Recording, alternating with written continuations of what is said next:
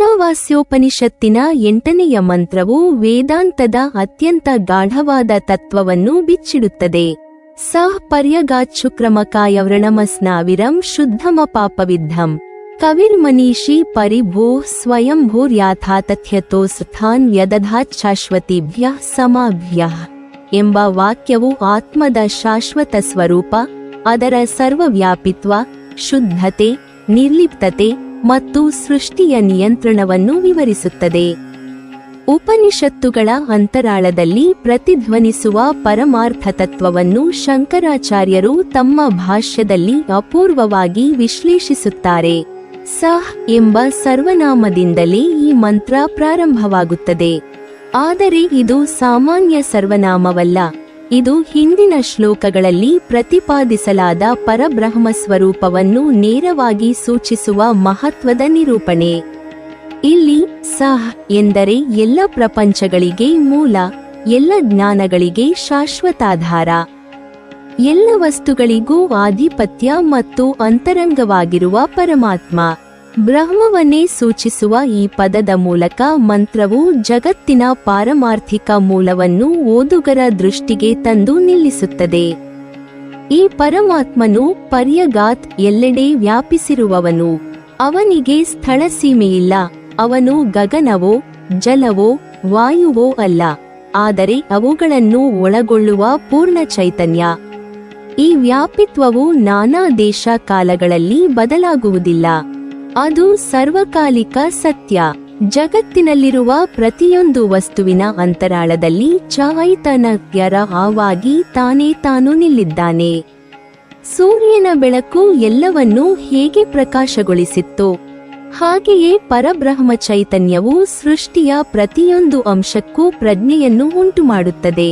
ಈ ಪರಮಾತ್ಮನನ್ನು ಶುಕ್ರಂ ಎಂದು ಹೇಳುವುದರಿಂದ ಅವನ ಸ್ವಭಾವವೇ ಪ್ರಕಾಶ, ಚೈತನ್ಯ, ಶುದ್ಧತೆ ಎನ್ನುವುದನ್ನು ಸೂಚಿಸುತ್ತದೆ. ಇಲ್ಲಿ ಪ್ರಕಾಶ ಎಂದರೆ ದೈಹಿಕ ಹೊಳಪು ಅಲ್ಲ, ಇದು ಆಂತರಿಕ ಆಧ್ಯಾತ್ಮಿಕ ಜ್ಯೋತಿ, ಅಜ್ಞಾನವನ್ನು ವಿಲೀನಗೊಳಿಸುವ ಶುದ್ಧ ಜ್ಞಾನ ಸ್ವರೂಪ. ಜಗತ್ತಿನ ಎಲ್ಲ ಅಸ್ಥಿರತೆ, ಆವರಣ, ಕ್ಲೇಶಗಳು ಆ ಜ್ಞಾನ ಪ್ರಕಾಶಕ್ಕೆ ಹತ್ತಿರವಾದಾಗ ಕರಗಿ ಹೋಗುತ್ತವೆ. ಆತ್ಮನು ಮಲಿನದಿಂದ ಅಥವಾ ಆವರಣದಿಂದ ಸ್ಪರ್ಶಿಸದೇ ಇರುವುದರಿಂದ ಅವನನ್ನು ಶುದ್ಧ ಎಂದು ಕರೆಯುತ್ತಾರೆ. ಮಾನವ ದೇಹಕ್ಕೆ ಸಂಬಂಧಿಸಿದ ಗುಣಗಳನ್ನು ನಿವಾರಿಸಲು ಈ ಮಂತ್ರವು ಅಕಾಯಂ, ಅವ್ರಣಂ, ಅಸ್ನಾವಿರಂ ಎಂಬ ಪದಗಳನ್ನು ಬಳಸುತ್ತದೆ. ಪರಮಾತ್ಮನು ದೇಹರಹಿತ, ಅವನಿಗೆ ಅಂಗಾಂಗಗಳಿಲ್ಲ. ಗಾಯ ಅಥವಾ ಬದಲಾವಣೆ ಎಂಬ ಕಲ್ಪನೆಗಳು ಅವನಿಗೆ ಅನ್ವಯಿಸುವುದಿಲ್ಲ. ದೇಹವಿಲ್ಲದವನೇ ನಿತ್ಯನು. ಈ ಶರೀರ ಧರ್ಮಗಳು ಕೇವಲ ಉಪಾಧಿಗಳ, ದೇಹ, ಮನಸ್ಸು, ಇಂದ್ರಿಯಗಳ ಗುಣಗಳು ಮಾತ್ರ. ಆತ್ಮನು ಇವುಗಳ ಸಾನ್ನಿಧ್ಯದಲ್ಲಿ ಕಾಣಿಸಿಕೊಂಡರೂ ಅವುಗಳಲ್ಲಿ ಒಂದರ ಭಾಗವೂ ಅಲ್ಲ.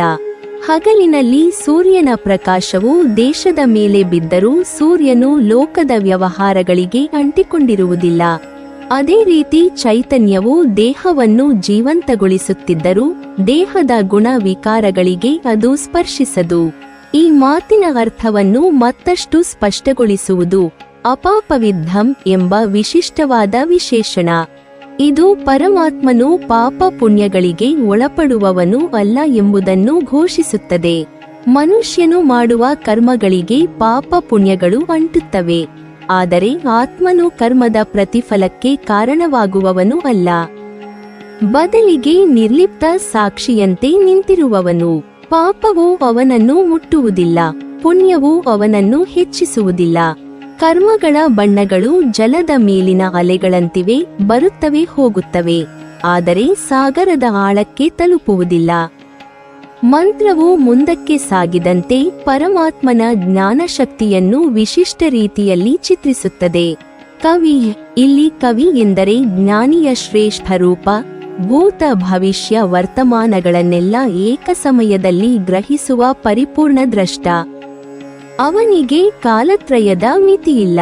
ಮನೀಷಿ, ಬುದ್ಧಿಶಾಲಿ ಎಂಬ ಅರ್ಥಕ್ಕಿಂತಲೂ ಹೆಚ್ಚಿನ ಸೂಕ್ಷ್ಮವಾದ ತತ್ವಗ್ರಾಹಕ, ಸೃಷ್ಟಿಯ ಅಡಿಬುನಾದಿಗಳಲ್ಲಿ ನಡೆಯುವ ನಿಜ ಸ್ವರೂಪಗಳನ್ನು ಅರಿಯಬಲ್ಲ ಆತ್ಮಸತ್ವ. ಪರಿಭೂ, ಎಲ್ಲಕ್ಕಿಂತ ಮೇಲಿರುವ.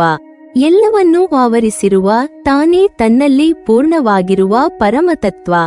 ಸ್ವಯಂಭೂ, ಯಾವುದರಿಂದಲೂ ಹುಟ್ಟದವನು. ಅವನಿಗೆ ಕಾರಣವೇ ಇಲ್ಲ. ಅವನು ತನ್ನ ಅಸ್ತಿತ್ವಕ್ಕೆ ತಾನು ಸಾಕ್ಷಿ. ಆದ್ದರಿಂದ ಅವನ ಸ್ವೇಚ್ಛಾಶಕ್ತಿಯೇ ಸೃಷ್ಟಿಯ ಭ್ರಮಣಕ್ಕೆ ನೇರ ಆಧಾರ.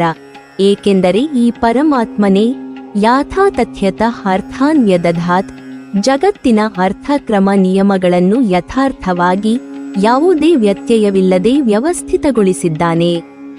ಪ್ರಕೃತಿಯ ಚಲನೆಗಳನ್ನು, ಕರ್ಮಫಲಗಳ ಕ್ರಮವನ್ನು, ಜಗತ್ತಿನ ನಡವಳಿಕೆಯ ನಿತ್ಯತೆಯನ್ನು. ಈ ಕ್ರಮವು ಶಾಶ್ವತೀಭ್ಯಃ ಸಮಾಭ್ಯಃ, ಶಾಶ್ವತ ನಿಯಮಗಳ ಮೂಲಕ ಚಾಲಿತವಾಗುತ್ತಿದೆ. ಹೋಲಿಕೆಗಾಗಿ ಹೇಳುವುದಾದರೆ, ನದಿಯ ಹರಿವು ಮೂಲಕ ನಡೀತಿದ್ದರೂ ಆ ನಿಯಮಗಳನ್ನು ನದಿಯೇ ರೂಪಿಸುವುದಿಲ್ಲ. ಹಾಗೆಯೇ ಜಗತ್ತಿನ ನಿಯಮಗಳು ಬ್ರಹ್ಮನ ಸ್ವಭಾವದಿಂದಲೇ ಹೊರಹೊಮ್ಮಿವೆ.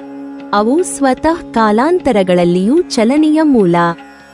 ಈ ಮಂತ್ರದ ಸಂದೇಶವೇನೆಂದರೆ, ಎಲ್ಲರ ಹೃದಯದಲ್ಲಿಯೂ ಆ ಪರಮಾತ್ಮನು ಜ್ಯೋತಿಯಾಗಿ ಪ್ರಕಾಶಿಸುತ್ತಿದ್ದಾನೆ. ದೇಹ, ಮನಸ್ಸು, ಇಂದ್ರಿಯಗಳು, ಕರ್ಮ, ಪಾಪ, ಪುಣ್ಯ ತಾತ್ಕಾಲಿಕ. ಆದರೆ ಆತ್ಮಸ್ವರೂಪ ನಿತ್ಯ, ಶುದ್ಧ, ನಿರ್ವಿಕಾರ, ಸರ್ವವ್ಯಾಪಿ. ಶಂಕರರು ಉಪನಿಷತ್ತಿನ ಮಹಾವಾಕ್ಯಗಳ ಸಾರವನ್ನೇ ಇಲ್ಲಿ ಮತ್ತೊಮ್ಮೆ ನಮಗೆ ಸ್ಮರಿಸುತ್ತಾರೆ. ಜೀವನು ಬೇರೆ, ಜಗತ್ತು ಬೇರೆ, ದೇವರು ಬೇರೆ ಎನ್ನುವ ಭೇದಗಳು ಅಜ್ಞಾನದಿಂದ ಬರುತ್ತವೆ. ಜ್ಞಾನೋದಯವಾಗಿದ್ದಾಗ ಒಂದೇ ಸತ್ಯ ಉಳಿದುಕೊಳ್ಳುತ್ತದೆ, ಅದು ಪರಬ್ರಹ್ಮ. ನದಿಗಳು ಸಮುದ್ರದಲ್ಲಿ ಲೀನವಾಗುವಂತೆ ಎಲ್ಲ ಭೇದ ಬುದ್ಧಿಗಳು ಈ ಪರಿಪೂರ್ಣ ಚೈತನ್ಯದಲ್ಲಿ ಏಕವಾಗುತ್ತವೆ. ತತ್ವಸಿದ್ಧಾಂತದ ದೃಷ್ಟಿಯಿಂದ ಈ ಮಂತ್ರವು ಹೇಳುವುದು, ಆತ್ಮವು ಕೇವಲ ವ್ಯಕ್ತಿಗತ ಸ್ವರೂಪವಲ್ಲ, ಅದು ಸೃಷ್ಟಿಯ ನಿಯಂತ್ರಕ, ಶಾಶ್ವತ ಶಕ್ತಿ. ಆತ್ಮಜ್ಞಾನಿ ಈ ಅರಿವನ್ನು ಪಡೆದಾಗ ಅವನಿಗೆ ಜೀವನದಲ್ಲಿ ಬರುವ ಸಂಕಷ್ಟಗಳು, ದುಃಖಗಳು, ಭ್ರಮೆಗಳು ತಾಕುವುದಿಲ್ಲ. ಆತ್ಮವು ಶುದ್ಧ, ನಿರ್ಲಿಪ್ತ, ದೇಹರಹಿತ, ಸರ್ವವ್ಯಾಪಿ, ಸ್ವತಂತ್ರ, ಶಾಶ್ವತ ಶಕ್ತಿಯುತ.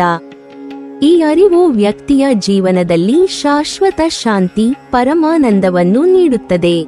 ಅದ್ವೈತದ ದೃಷ್ಟಿಯಲ್ಲಿ ಈ ಮಂತ್ರವು ಬ್ರಹ್ಮನ ನಿರ್ವಿಕಾರ, ನಿರ್ಲಿಪ್ತ, ಶುದ್ಧ ಸ್ವರೂಪವನ್ನು ಬೋಧಿಸುತ್ತದೆ. ಬ್ರಹ್ಮನೇ ಸರ್ವವ್ಯಾಪಿ, ಶುದ್ಧ, ದೇಹರಹಿತ, ನಿರ್ಲಿಪ್ತ. ಅಪಾಪವಿದ್ಧಂ ಎಂದರೆ ಬ್ರಹ್ಮನಿಗೆ ಪಾಪ ಪುಣ್ಯಗಳ ಸ್ಪರ್ಶವಿಲ್ಲ. ಸ್ವಯಂಭೂ ಎಂದರೆ ಬ್ರಹ್ಮನೇ ಸ್ವತಃೋಗಮ, ಅವನಿಗೆ ಕಾರಣವಿಲ್ಲ. ಹೀಗಾಗಿ ಅದ್ವೈತದ ದೃಷ್ಟಿಯಲ್ಲಿ ಈ ಮಂತ್ರವು ಬ್ರಹ್ಮನ ನಿರ್ವಿಕಾರ ಸ್ವರೂಪವನ್ನು ಅರಿಯುವ ಮೂಲಕ ಮೋಕ್ಷವನ್ನು ಸಾಧಿಸಬಹುದು ಎಂದು ಹೇಳುತ್ತದೆ.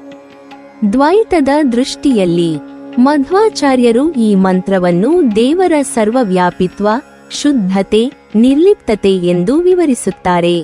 ಜೀವ ಮತ್ತು ಪರಮಾತ್ಮ ವಿಭಿನ್ನರು, ಆದರೆ ದೇವರ ಅನುಗ್ರಹದಿಂದಲೇ ಜೀವನು ಶುದ್ಧತೆ, ಶಾಂತಿ, ಪರಮಾನಂದವನ್ನು ಪಡೆಯುತ್ತಾನೆ. ಕವಿ, ಮನೀಷಿ, ಪರಿಭೋಹ್ ಎಂದರೆ ದೇವರ ಸರ್ವಜ್ಞತೆ, ಸರ್ವಶಕ್ತತ್ವ, ಸರ್ವೋನ್ನತತ್ವ. ದೇವರ ಅನುಗ್ರಹವೇ ಜೀವನು ದುಃಖ, ಭ್ರಮೆ, ಅಸಮಾಧಾನದಿಂದ ಮುಕ್ತನಾಗಲು ಕಾರಣ. ವಿಶಿಷ್ಟಾದ್ವೈತದ ದೃಷ್ಟಿಯಲ್ಲಿ ರಾಮಾನುಜಾಚಾರ್ಯರು ಈ ಮಂತ್ರವನ್ನು ಜೀವ ಬ್ರಹ್ಮ ಸಂಬಂಧದ ದೃಷ್ಟಿಯಿಂದ ವಿವರಿಸುತ್ತಾರೆ. ಜೀವನು ಪರಮಾತ್ಮನ ಅಂಗ, ಅವನಿಗೆ ಅವಲಂಬಿತ. ಅಕಾಯಂ, ಅವ್ರಣಂ, ಅಸ್ನಾವಿರಂ ಎಂದರೆ ದೇವರ ಶರೀರವು ದೇಹರಹಿತ, ಶುದ್ಧ, ನಿರ್ಲಿಪ್ತ. ಸ್ವಯಂಭೂ ಎಂದರೆ ದೇವರ ಸ್ವತಂತ್ರ ಶಕ್ತಿ. ಯಾಥಾತಥ್ಯತೋ ಸ್ಥಾನ್ ವ್ಯದಧಾತ್ ಎಂದರೆ ದೇವರ ಅನುಗ್ರಹದಿಂದಲೇ ಜೀವನು ತನ್ನ ಕರ್ತವ್ಯಗಳನ್ನು ನಿರ್ವಹಿಸುತ್ತಾನೆ. ಹೀಗಾಗಿ ವಿಶಿಷ್ಟಾದ್ವೈತದ ದೃಷ್ಟಿಯಲ್ಲಿ ಈ ಮಂತ್ರವು ದೇವರ ಶರೀರ ಅಂಗ ಸಂಬಂಧವನ್ನು ಬೋಧಿಸುತ್ತದೆ. ಒಳಗರ್ಥದಲ್ಲಿ ಈ ಮಂತ್ರವು ಕಲಿಸುವುದು, ಆತ್ಮವು ಶುದ್ಧ, ನಿರ್ಲಿಪ್ತ, ದೇಹರಹಿತ, ಸರ್ವವ್ಯಾಪಿ, ಸ್ವತಂತ್ರ, ಶಾಶ್ವತ ಶಕ್ತಿಯುತ. ಆತ್ಮಜ್ಞಾನಿಯಾದವನಿಗೆ ಜೀವನದಲ್ಲಿ ಬರುವ ಸಂಕಷ್ಟಗಳು, ದುಃಖಗಳು, ಭ್ರಮೆಗಳು ತಾಕುವುದಿಲ್ಲ. ಅವನು ಶಾಶ್ವತ ಶಾಂತಿ, ಪರಮಾನಂದವನ್ನು ಅನುಭವಿಸುತ್ತಾನೆ. ಆತ್ಮವು ಕೇವಲ ವ್ಯಕ್ತಿಗತ ಸ್ವರೂಪವಲ್ಲ, ಅದು ಸೃಷ್ಟಿಯ ನಿಯಂತ್ರಕ, ಮಾರ್ಗದರ್ಶಕ, ಶಾಶ್ವತ ಶಕ್ತಿ. ಈ ಅರಿವು ವ್ಯಕ್ತಿಯ ಜೀವನದಲ್ಲಿ ಆತ್ಮಜ್ಞಾನದಿಂದ ಶಾಶ್ವತ ಶಾಂತಿ, ಪರಮಾನಂದ, ಸೃಷ್ಟಿಯ ನಿಯಮಗಳನ್ನು ಅರಿತುಕೊಳ್ಳುವ ಮಾರ್ಗವನ್ನು ನೀಡುತ್ತದೆ. ಹೀಗಾಗಿ ಈಶಾವಾಸ್ಯೋಪನಿಷತ್ತಿನ 8ನೆಯ ಮಂತ್ರವು ಆತ್ಮದ ಶಾಶ್ವತ ಸ್ವರೂಪ, ಶುದ್ಧತೆ, ನಿರ್ಲಿಪ್ತತೆ, ಸರ್ವವ್ಯಾಪಿತ್ವ, ಸ್ವತಂತ್ರತೆ, ಶಾಶ್ವತ ಶಕ್ತಿಯನ್ನು ವಿವರಿಸುತ್ತದೆ. ಅದ್ವೈತದಲ್ಲಿ ಬ್ರಹ್ಮನ ನಿರ್ವಿಕಾರ ಸ್ವರೂಪ, ದ್ವೈತದಲ್ಲಿ ದೇವರ ಸರ್ವವ್ಯಾಪಿತ್ವ, ವಿಶಿಷ್ಟಾದ್ವೈತದಲ್ಲಿ ದೇವರ ಶರೀರ ಅಂಗ ಸಂಬಂಧಿ ಮಂತ್ರದಲ್ಲಿ ಪ್ರತಿಪಾದಿತವಾಗಿವೆ. ಇದು ಮಾನವನಿಗೆ ಆತ್ಮಜ್ಞಾನದಿಂದ ಶಾಶ್ವತ ಶಾಂತಿ, ಪರಮಾನಂದ, ಮುಕ್ತಿಯ ಹಾದಿಯನ್ನು ತೋರಿಸುತ್ತದೆ. ಈಶಾವಾಸ್ಯ ಉಪನಿಷತ್ ಶ್ಲೋಕ 8. ಸ ಪರ್ಯಗಾಚ್ಛುಕ್ರಮಕಾಯವರ್ಣಮಸ್ನಾವಿರ ಶುದ್ಧಮ ಪಾಪವಿದ್ಧಂ ಕವಿರ್ಮನೀಷಿ ಪರಿಭೂಃ ಸ್ವಯಂಭೂರ್ಯಾಥಾತಥ್ಯತೋಸ್ಥಾನ್ ವ್ಯದಧಾಚ್ಛಾಶ್ವತಿಭ್ಯಃ ಸಮಾಭ್ಯಃ.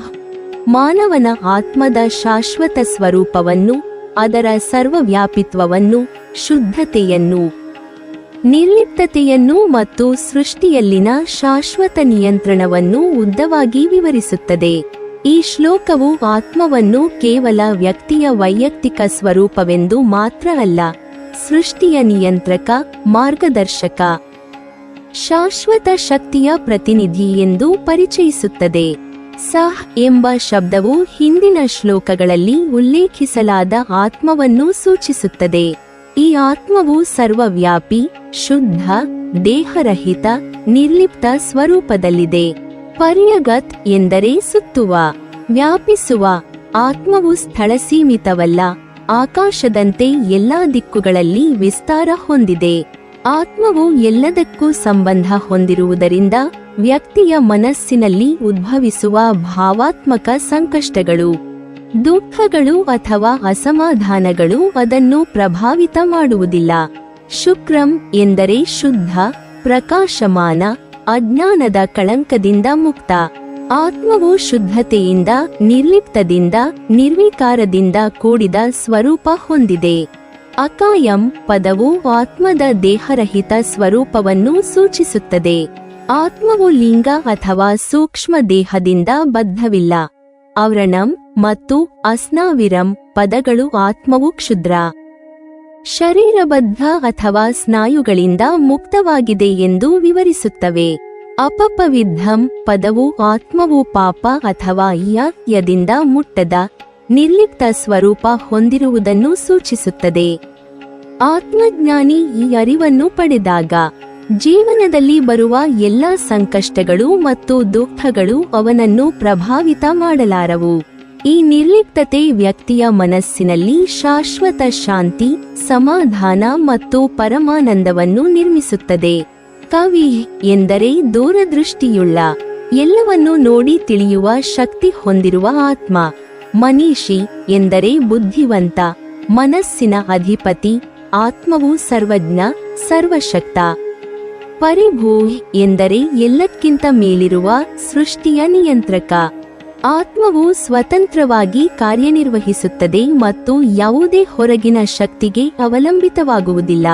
ಆತ್ಮಜ್ಞಾನಿ ಈ ಅರಿವನ್ನು ಪಡೆದಾಗ ಜೀವನದಲ್ಲಿ ಬರುವ ಸಂಕಷ್ಟಗಳು, ದುಃಖ, ಭ್ರಮೆಗಳು ಅವನನ್ನು ತಾಕಲು ಸಾಧ್ಯವಿಲ್ಲ. ಸ್ವಯಂಭೂ ಎಂದರೆ ಸ್ವಯಂ ಉಗಮ. ಆತ್ಮವು ಯಾವಾಗಲೂ ತನ್ನ ಸ್ವತಂತ್ರ ಶಕ್ತಿಯಲ್ಲಿ ಸ್ಥಿತವಾಗಿದೆ, ಇತರ ಶಕ್ತಿಗಳಿಂದ ಪ್ರಭಾವಿತವಾಗುವುದಿಲ್ಲ. ವರ್ಷಗಳು ಎಂದರೆ ಶಾಶ್ವತ ಸೃಷ್ಟಿಕರ್ತರು ಅಥವಾ ಪ್ರಜಾಪತಿಗಳು. ಆತ್ಮವು ಈ ಶಾಶ್ವತ ಸೃಷ್ಟಿಕರ್ತರಿಗೆ ಅವರ ಕರ್ತವ್ಯಗಳನ್ನು ಹಂಚಿಕೆ ಮಾಡುವ ಮೂಲಕ ಸೃಷ್ಟಿಯ ಶಾಶ್ವತ ನಿಯಮವನ್ನು ನಿರ್ವಹಿಸುತ್ತದೆ. ಆತ್ಮವು ಕೇವಲ ವ್ಯಕ್ತಿಗತ ಸ್ವರೂಪವಲ್ಲ, ಸೃಷ್ಟಿಯ ನಿಯಂತ್ರಕ, ಮಾರ್ಗದರ್ಶಕ ಮತ್ತು ಶಾಶ್ವತ ಶಕ್ತಿಯ ಪ್ರತಿನಿಧಿಯಾಗಿಯೂ ಕಾರ್ಯನಿರ್ವಹಿಸುತ್ತದೆ. ಈ ಶ್ಲೋಕವು ವ್ಯಕ್ತಿಗೆ ಆತ್ಮಜ್ಞಾನದಿಂದ ಸೃಷ್ಟಿಯ ನಿಯಮಗಳನ್ನು ತಿಳಿದುಕೊಳ್ಳುವ ಮತ್ತು ತನ್ನ ಜೀವನದಲ್ಲಿ ಶಾಶ್ವತ ಶಾಂತಿ, ಪರಮಾನಂದವನ್ನು ಅನುಭವಿಸುವ ಮಾರ್ಗವನ್ನು ನೀಡುತ್ತದೆ. ಆತ್ಮವು ಶುದ್ಧ, ನಿರ್ಲಿಪ್ತ, ದೇಹರಹಿತ, ಸರ್ವವ್ಯಾಪಿ, ಸ್ವತಂತ್ರ ಮತ್ತು ಶಾಶ್ವತ ಶಕ್ತಿಯುತವಾಗಿದೆ ಎಂಬ ಅರಿವು ಜೀವನದ ಸಂಕಷ್ಟ, ದುಃಖ, ಭ್ರಮೆ ಮತ್ತು ಅಸಮಾಧಾನದಿಂದ ಮುಕ್ತವಾಗಲು ಮಾರ್ಗದರ್ಶಕವಾಗುತ್ತದೆ. ಸಾರಾಂಶವಾಗಿ ಈಶಾವಾಸ್ಯ ಉಪನಿಷತ್ ಶ್ಲೋಕ 8 ಆತ್ಮದ ಶಾಶ್ವತ ಸ್ವರೂಪ, ಶುದ್ಧತೆ, ನಿರ್ಲಿಪ್ತತೆ, ಸರ್ವವ್ಯಾಪಿತ್ವ, ಸ್ವತಂತ್ರತೆ ಮತ್ತು ಶಾಶ್ವತ ಶಕ್ತಿಯನ್ನು ಉದ್ದವಾಗಿ ವಿವರಿಸುತ್ತದೆ. ಆತ್ಮವು ಸೃಷ್ಟಿಯ ನಿಯಂತ್ರಕ, ಮಾರ್ಗದರ್ಶಕ, ಶಾಶ್ವತ ಶಕ್ತಿಯ ಪ್ರತಿನಿಧಿಯಾಗಿರುವುದನ್ನು ತೋರಿಸುತ್ತದೆ. ಈ ಅರಿವು ವ್ಯಕ್ತಿಯ ಜೀವನದಲ್ಲಿ ಆತ್ಮಜ್ಞಾನದಿಂದ ಶಾಶ್ವತ ಶಾಂತಿ, ಪರಮಾನಂದ ಮತ್ತು ಸೃಷ್ಟಿಯ ನಿಯಮಗಳನ್ನು ಅರಿತುಕೊಳ್ಳುವ ಮಾರ್ಗವನ್ನು ನೀಡುತ್ತದೆ. ನೀವಿನ್ನೂ ನಮ್ಮ ಚಾನೆಲ್ ಅನ್ನು ಸಬ್ಸ್ಕ್ರೈಬ್ ಮಾಡಿಲ್ವಾ? ಹಾಗಾದರೆ ಈ ಕೂಡಲೇ ನಮ್ಮ ಇಂದ್ರಜಾಲ ಚಾನೆಲ್ ಅನ್ನು ಸಬ್ಸ್ಕ್ರೈಬ್ ಮಾಡಿ ಮತ್ತು ಪಕ್ಕದಲ್ಲಿರುವ ಬೆಲ್ ಐಕಾನ್ ಅನ್ನು ಕ್ಲಿಕ್ ಮಾಡಿದರೆ ನಮ್ಮ ಹೊಸ ವಿಡಿಯೋಗಳನ್ನು ನೀವು ನೋಡಬಹುದು.